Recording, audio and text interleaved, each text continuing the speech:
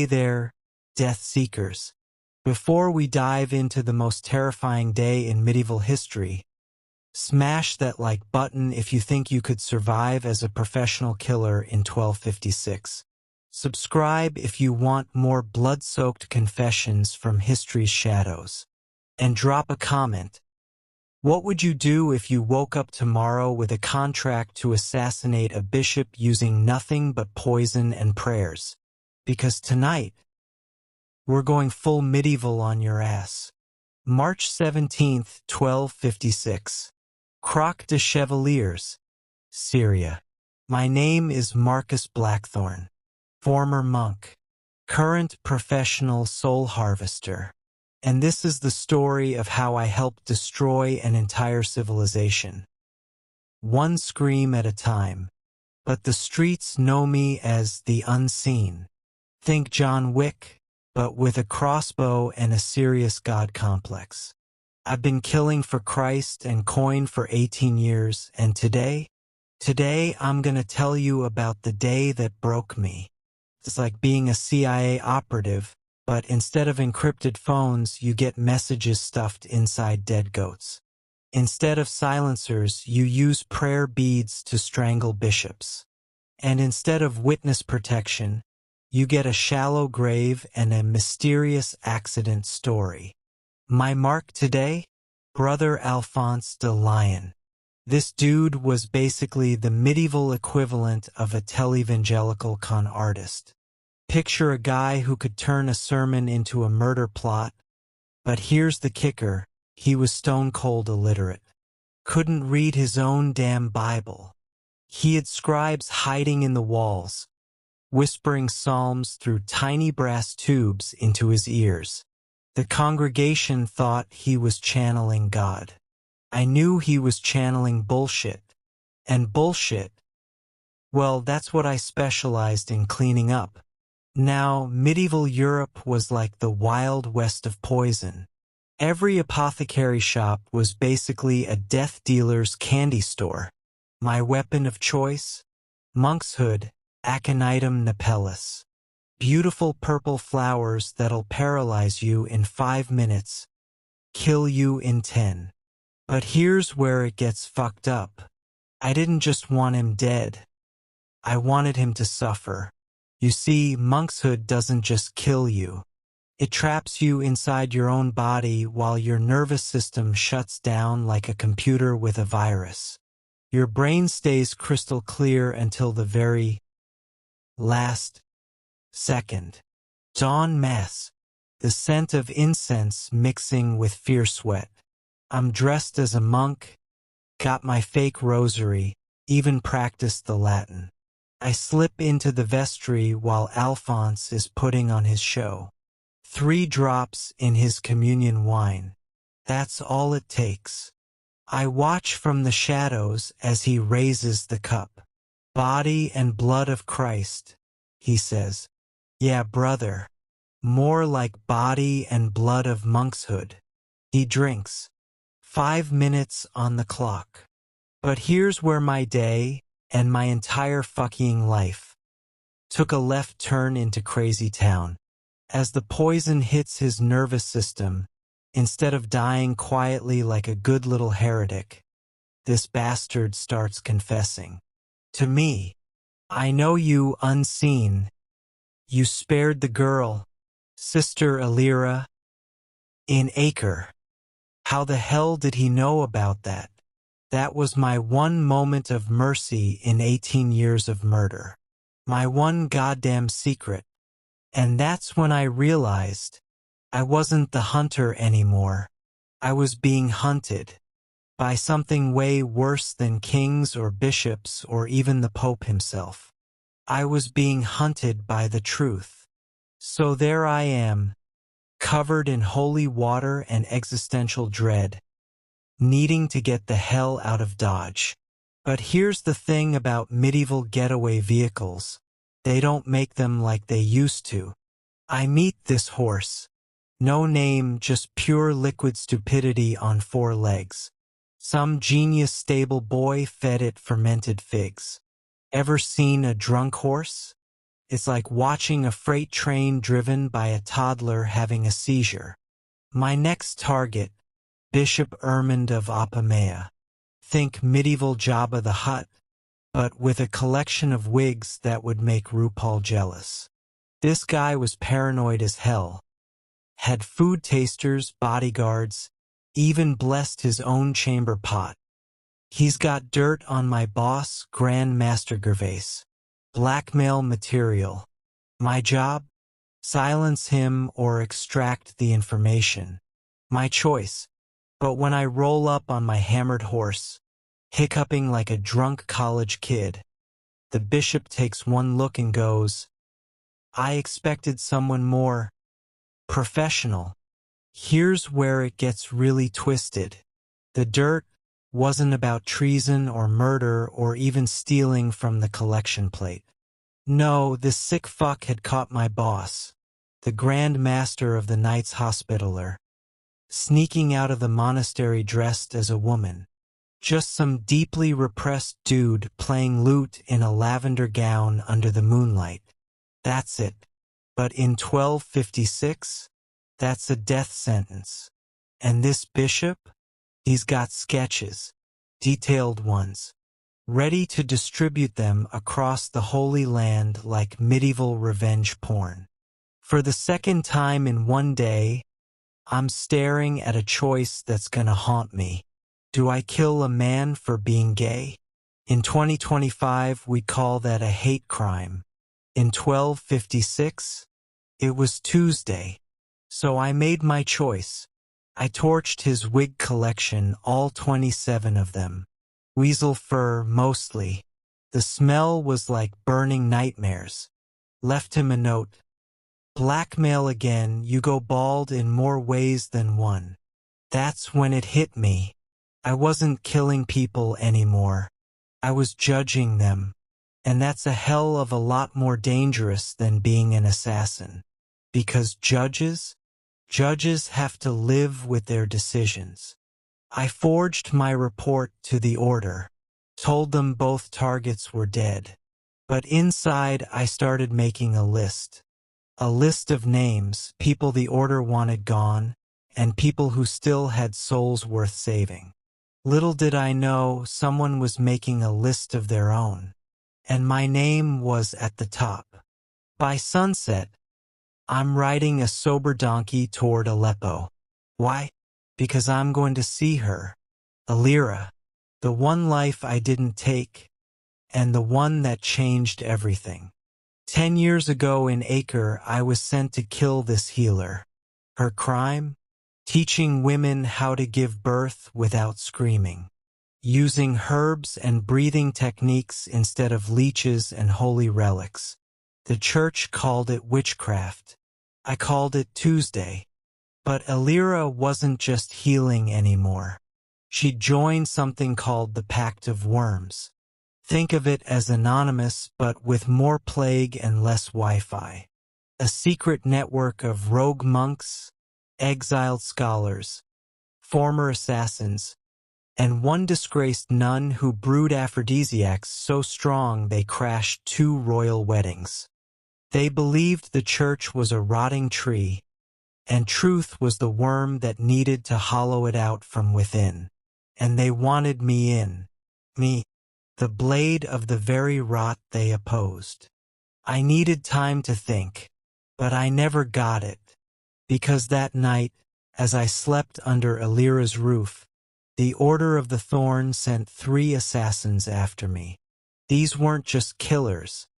They were knife-wielding teams, trained in the art of making death look like an accident.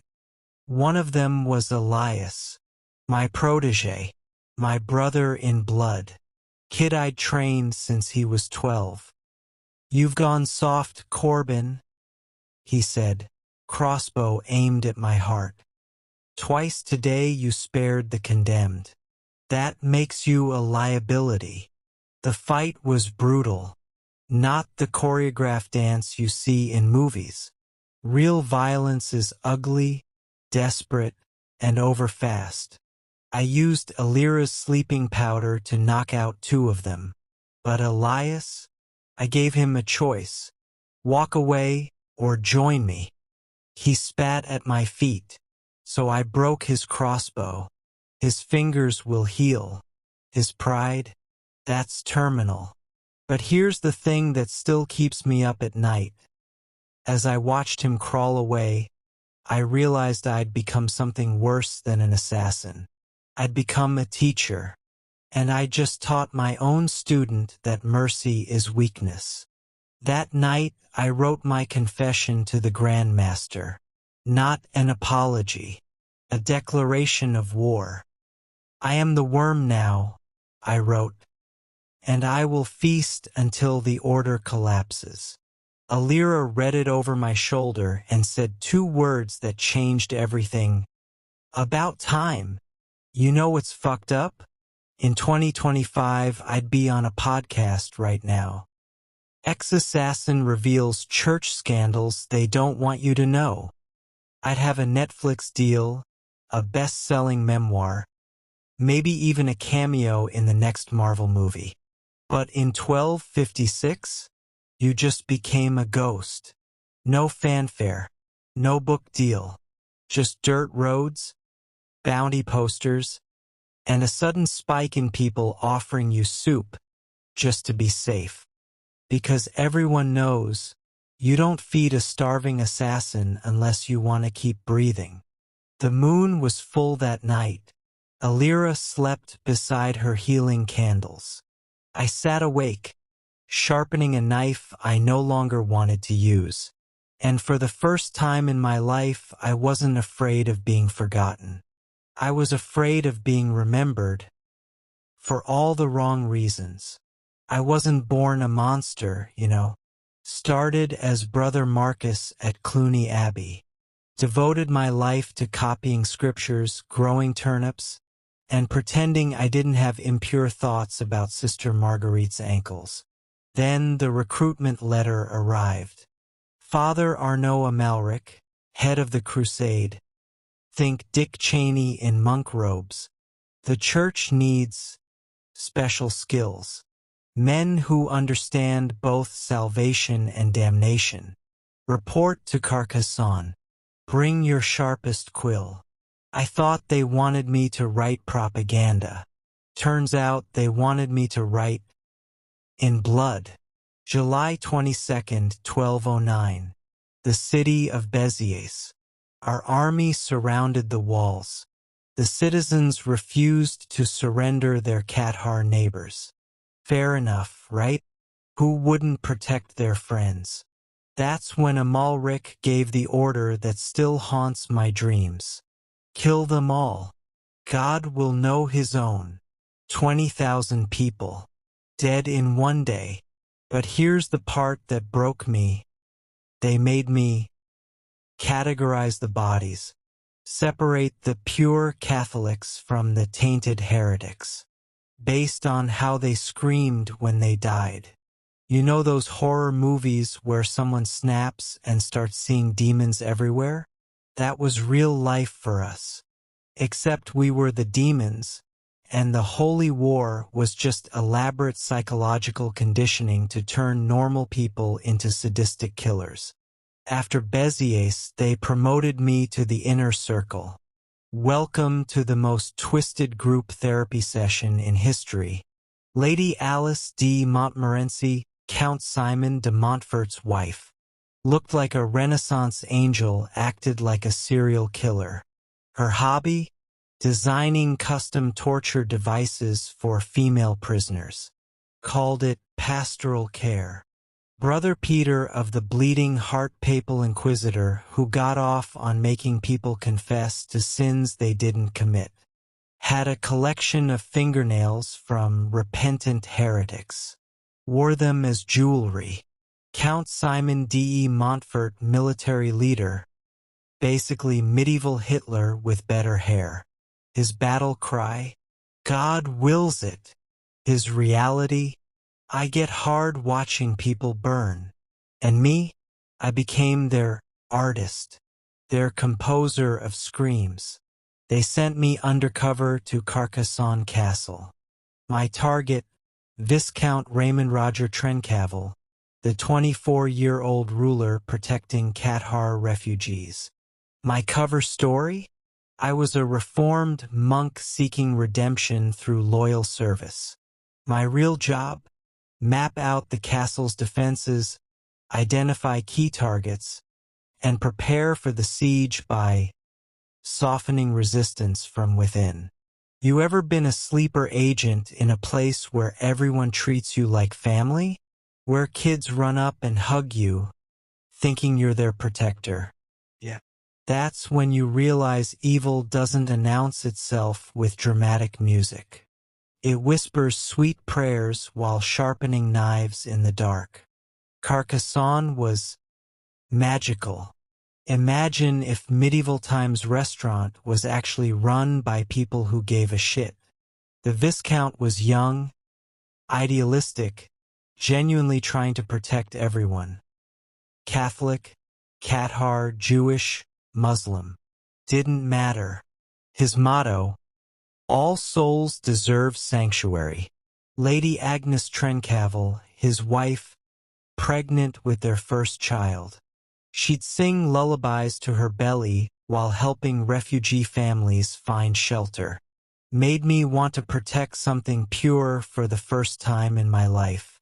Bertrand the Wise court advisor. Basically medieval Tyrion Lannister but with actual wisdom. Saw right through my bullshit from day one, but chose to believe people could change. And then there was a Sklarman Defex, Qatar perfect. A woman so genuinely holy she made angels look like assholes. She'd pray for her enemies, including me. These people loved me, fed me, trusted me with their children, and I was there to help murder them all. August 1st, 1209. The siege began. But this wasn't your typical castle siege. The Crusaders had innovations. They built mobile torture chambers, basically medieval food trucks, but instead of tacos, they served public dismemberment. Parked them where refugees could see and hear everything. The goal? Break their spirits before breaking their walls. A catapulted severed heads of captured Cathars over the walls. Forced prisoners to sing hymns while being flayed alive. Made children watch their parents burn, then offered them salvation through conversion. Think Guantanamo Bay meets the Stanford Prison Experiment, with a medieval Catholic remix. Same psychological principles, just with more creative brutality and better Latin soundtracks. Inside the castle, I'm Brother Marcus the Merciful, helping families pray for deliverance. Outside the walls at night, I'm meeting with Crusader commanders, providing intelligence about guard rotations, food supplies, morale. But something was changing in me. Lady Agnes asked me to baptize her newborn if she died in the siege. Sklarman taught me Qatar prayers. Beautiful, peaceful words about love conquering hate. And Bertrand? He looked me straight in the eye one night and said, I know what you are, Marcus. The question is, do you know who you could become? My handlers got impatient. They wanted results. So they sent me tools, hidden in food supplies. The toolkit of damnation, aqua tofana, Renaissance poison, tasteless, undetectable, kills slowly while mimicking natural illness. A heretic's fork two-pronged device that pierced both chin and chest, preventing sleep or speech. The pair of anguish don't ask. Just don't fucking ask. My orders. Start with the children. Their screams would break adult resistance faster. That's when I realized I wasn't just following orders anymore. Part of me was curious. How far could I push the human spirit before it snapped entirely? Her name was Marie, 8 years old. Curly blonde hair, always laughing. She brought me wildflowers every morning, called me Uncle Marcus. Lady Alice's orders were specific. Make it educational. Others must learn from her example. I won't describe what I did. Some horrors don't deserve words. But I will tell you this. When a child stops screaming, stops begging, and just looks at you with infinite pity in their dying eyes, that's when you realize hell isn't a place you go after death. It's a choice you make while living. But here's the twist that nobody sees coming. This wasn't about religion. It was never about heresy. The real conspiracy. Southern France was the richest region in Europe. The Cathars controlled major trade routes to the Middle East. Their pacifist beliefs made them easy targets for land grabs. The Pope needed money for the upcoming Fourth Crusade. The Holy War was a real estate scam with a theological PR campaign. We weren't saving souls, we were stealing property. The torture wasn't about extracting confessions. It was about terrorizing populations into abandoning valuable land. Think Iraq WMDs, but instead of oil, it was medieval trade routes. Same lies, same manufactured justifications, same innocent casualties. Just swap fighting terrorism for fighting heresy. The moment I understood the scope of the lie, I had a choice. Accept that everything I'd done was for nothing but greed, or double down and become the monster they'd created. Guess which one felt easier? The walls fell on August 15th. Feast of the Assumption. How's that for fucking irony? What happened next wasn't war. It was extermination with a production schedule. The Carcassonne Processing Center. A sorting station. Separate Catholics, Cathars, and undecided. Confession booths. Torture chambers disguised as religious reconciliation. To the pyre fields. Mass burning sites with amphitheater seating for educational viewing. I ran Station 3. Enhanced interrogation for noble families. My specialty? Making aristocrats betray their own children to avoid worse fates. Average processing time per family, 4 hours. Survival rate after conversion, 12%. Number of genuine conversions, 0. We weren't saving souls. We were harvesting screams. They saved a sklarmond for me. Personal request from Lady Alice. Your masterpiece, Marcus. Show us what a year of training has accomplished. I had her strapped to the Judas cradle, a pyramid-shaped seat that slowly impaled victims through prolonged sitting. The torture could last days. But a sklarmond? She looked at me with those fucking saint eyes and whispered, I forgive you, my son. God loves even the lost. That's when I snapped. Not into rage, into something worse. Pure, crystallized hatred for everything good and innocent in the world. I didn't just kill a sklarmond. I made her watch me torture Lady Agnes first. Made her choose which of the refugee children would die quickly versus slowly. Told her that every prayer she said would add another hour to someone else's suffering. I broke a literal saint's faith in God. And you know what the most fucked up part is? I felt free. For the first time in my life, completely, authentically myself. No more pretending to be good. No more moral conflicts. Just pure, efficient evil with a direct line to divine authority. You want to know the real horror story? This shit happens today. Corporate executives who poison water supplies for profit margins. Politicians who start wars to boost election numbers. a social media algorithms designed to drive teenagers to suicide for engagement metrics. Prison systems that torture minorities while calling it justice. The only difference between medieval and modern evil? Better PR departments and legal disclaimers. Every ICE detention center. Every CIA black site. Every corporate boardroom where executives choose profits over human lives. Same energy. Same justifications. Same result. The costumes change. The evil stays the same. Here's what 20 years of professional evil taught me. Evil isn't dramatic. It's bureaucratic. It's committees deciding who lives and dies based on quarterly projections. Evil isn't passionate. It's cold, methodical, and always has excellent reasons for everything it does. Evil doesn't announce itself, calls itself justice or necessity or the greater good. And most terrifying of all, evil doesn't recruit monsters. It creates them from ordinary people who just want to belong to something powerful.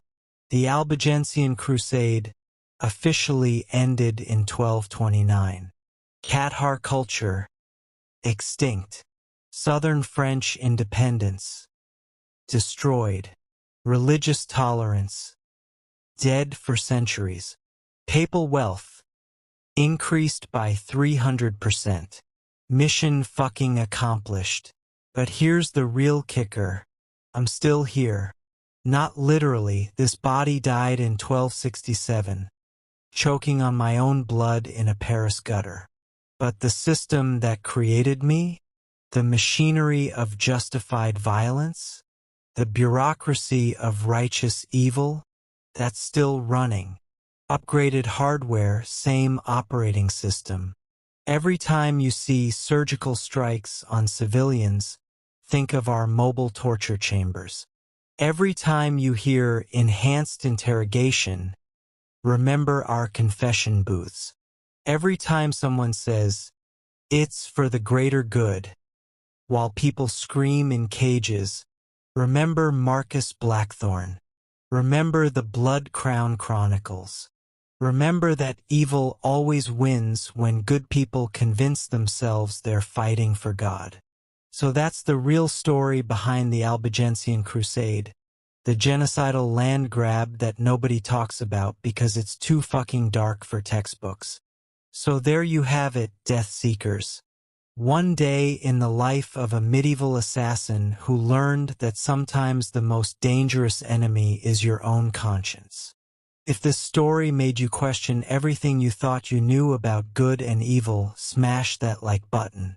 If you want to hear about my final confrontation with the Grandmaster, spoiler alert, it involves fire, betrayal, and a revelation that'll make your skin crawl.